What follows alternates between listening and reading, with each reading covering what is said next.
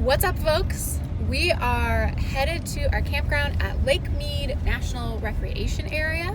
We are camping at Willow Beach. Willow Beach, that's the one. Willow Beach Campground. We're gonna go set up camp and take you on a pretty cool paddleboarding trip.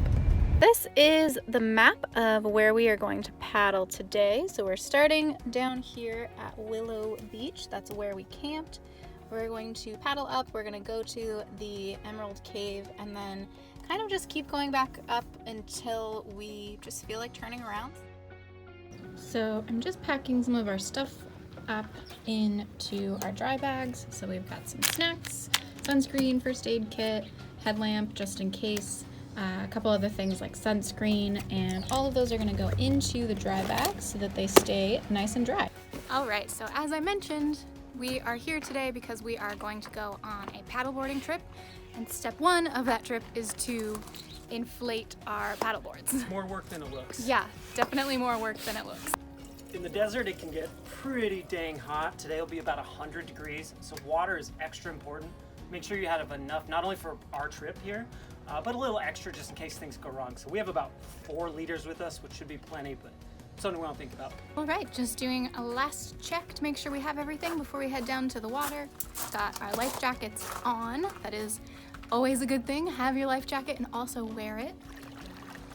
All right, off we go. Bye. We're headed down the canyon that way.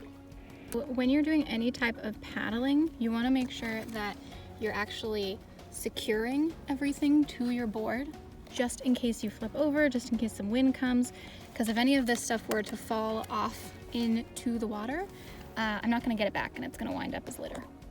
There's a drink down at the bottom of the river. Definitely someone did not have all their stuff secured to their boat. Cliffs are so tall, you can't even get them all in one shot.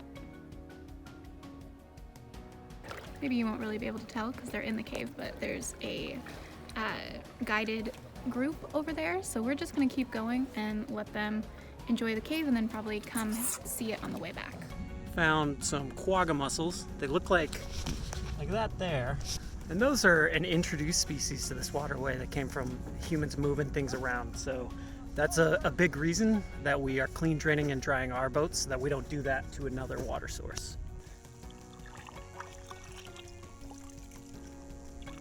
We just got to our turnaround point, about 3 miles upriver. Floating back, we're going with the current this time, so much faster than the other direction. And we are gonna stop and check out the Emerald Cave. We might be a little bit late to have it in full sunlight, but that's okay because now we have the cave to ourselves.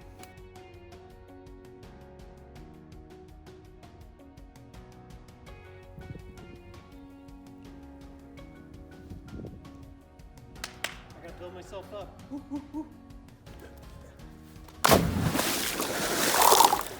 How's the water feel, Aaron? Gold.